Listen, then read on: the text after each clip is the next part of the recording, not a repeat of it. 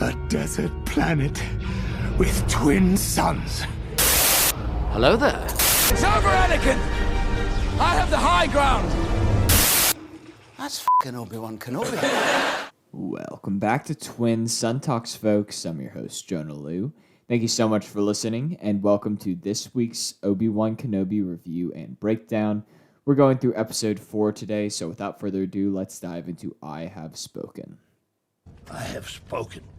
So as usual, we're going to be going through my non-spoiler review first, followed by my full spoiler review and breakdown, and finishing out with some theories in my vision segment. So, my non-spoiler review of this episode is, I'm mildly disappointed by this episode. Ultimately, I'm still excited for what's to come in the final stretch of the show, but I feel like there was a lot of wasted potential story-wise this week. It was far too short and lacked any real narrative substance. The next couple weeks had better be good. And I say that I did enjoy certain aspects about this episode. I don't want to say that it was terrible. I think that it was the closest to filler that I would be comfortable saying without actually calling something filler, because I don't think it was fully filler. There was definitely some stuff that was of significance, but at the same time, we're only getting 6 episodes of the show, so it's a little frustrating when an episode doesn't quite have the appropriate amount of oomph behind it. So that's really my biggest gripe. That being said, there will be spoilers in the rest of this episode, so if you haven't watched it yet, go ahead and stop listening. It will still be here when you come back. But this is the spoiler warning, spoiler. Let's dive in. So the first thing that I want to talk about is Jabeem. And this was one of my theories from last week, but I think that there was a lot of wasted potential with the Bacta healing. I think that you could have added on another 10 minutes to the front end of the show and show some really cool flashbacks to Anakin and Obi-Wan. It doesn't even have to be like a cool action sequence, but just them talking as friends. And then you also have some cool continuity with the Book of Boba Fett, that whenever you go into these Bacta chambers and you start to heal, your mind kind of goes back to these memories. And I think that would be really cool to see. Unfortunately, we didn't get that. It was a very brief sequence. I think that it makes sense that there weren't other Jedi there on Jabeem, but because they want to keep them in one spot for as brief a time as possible. But I would have liked to see maybe another passenger along the path, even if it wasn't someone that we knew. I think that would be a really interesting thing to see. And I loved seeing Kenobi in his traditional Jedi tunic. That made me smile. That was really cool. Getting to see him kind of as he is meant to be was a really special thing that I'm not going to discredit this episode for. That being said, I'm confused because it's set up that Kenobi has some sort of mental hurdles or obstacles to get past in order to get back to what he used to be. I mean, heck, he was struggling to move a little metal piece with the Force. And Tala kind of tells him, oh, it just takes time, and he's like, so there's some things I can't forget. But then later, he's just back to the way he used to be without any sort of journey to get there. Guess they didn't want to flesh that out anymore. That's cool. Just kind of jump straight to the punch, I guess. Would have been interesting to see, but I get it. It's all good. Reva and Leia, it's an interesting pairing. I continue to be annoyed by Reva. She doesn't feel like much of a villain, more like a kid who's kind of desperate for attention from their parents, so they decide to act out. I find it very interesting that she being Reva, can't extrapolate that Leia is Force sensitive since she can resist her mind probe, which is very convenient for the greater Star Wars narrative. But that being said, I was really hoping for Vader to just destroy Reva, really excited, but oh well, I guess that's not for this week. That being said, little Leia continues to be great.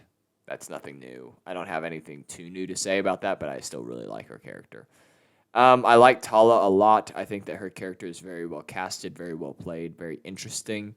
She references Florum and the Surtar sector, which Florum is the base of operations, or houses the base of operations for Hondo Onaka's pirate gang. And Hondo is a very fantastic character from the Clone Wars. I've come to kind of compare him to a Jack Sparrow type, a very charismatic, kind of loose cannon type, very funny, very power and money hungry, but ultimately has good intentions, which makes me think, hey, Hondo appearance? Not really, but I'll get into that a little bit later.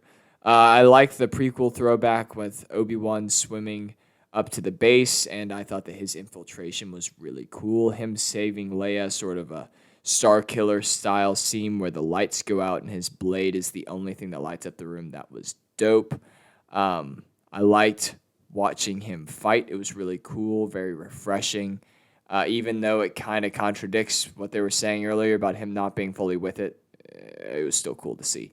The Purge Troopers aren't anything special, but they certainly were there. Can say that. They were specially trained troopers to work alongside the Inquisitors and hunt Jedi. Is the one in the black armor. It kind of looks like a Death Trooper. Didn't really do anything of significance. The tomb was the most interesting part of this episode. There was an angry Jedi that could be either Pablo Gil or more likely Coleman Kaj. Coleman Kaj was a member of the Jedi Council. Pablo Gil was there during the first Battle of Geonosis. Tara Sinube, crying emoji. He was an elder Kosian Jedi who served the Jedi as early as the days of the High Republic. He was a member of the Jedi Council for a time and had since stepped down during the days of the Clone Wars when he helped Ahsoka Tano after she lost her lightsaber. He himself had a really cool cane lightsaber that was like kind of a pale blue, but it was hidden within his cane where it kind of detached from the rest of the staff and became his lightsaber. It was really, really cool. But he's one of the dead Jedi, which is super sad to see. And I'm not sure who the other Jedi were, but it was a wild, wild scene. And I have a theory about what that room is for coming up in Visions. And the ending, it was cool to see the cost of helping the Jedi because the people who are involved in the path owe nothing to the Jedi other than the faith that they have in the Old Order. And they died, even though they're not soldiers, they're not trained for this, they're just people. And I think that that's a really cool thing to see. And I'm also sad that Lola is a tracker now. That's a big oof, but I'm sure that she'll get fixed down the line. Something like that. I don't know. That being said, I don't have too much more to say review-wise, but I was hoping for some good development for Obi-Wan, got none. Hoping for some background for Reva, got none. No flashbacks, no struggle. Just an easy escape with minimal narrative ground covered. And while like the stuff about the Jedi remains and seeing Obi-Wan operate like he used to were all cool things, I feel like the overall episode lacked substance, which is super disappointing to see in the 4th episode of a 6-episode series. But that being said, I didn't hate it. I just am frustrated because I feel like it could have been longer. I think that you could have spent more time developing some of these characters, but all in all, it is what it is. I just hope that these next 2 weeks deliver big time. With that said, let's dive into Visions. To continue, we need one singular vision. My vision.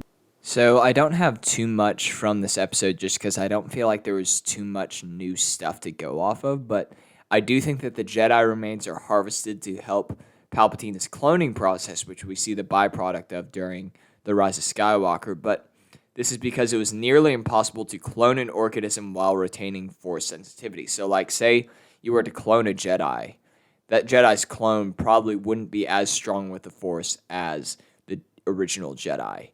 That's just was the nature of the beast. That's why there weren't cloned armies of Force users.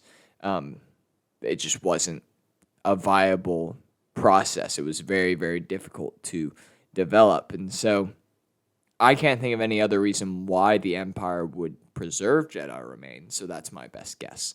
I was also joking about a Hondo appearance earlier, but like it's a possibility. I'm hoping not as awesome as that would be. He's one of my favorite characters from the Clone Wars, but I really think that it would derail stuff pretty significantly if he showed up. I don't think that it fits the story super well. But, I mean, I guess I wouldn't complain too much if he did show up, but I just don't think it makes too much sense.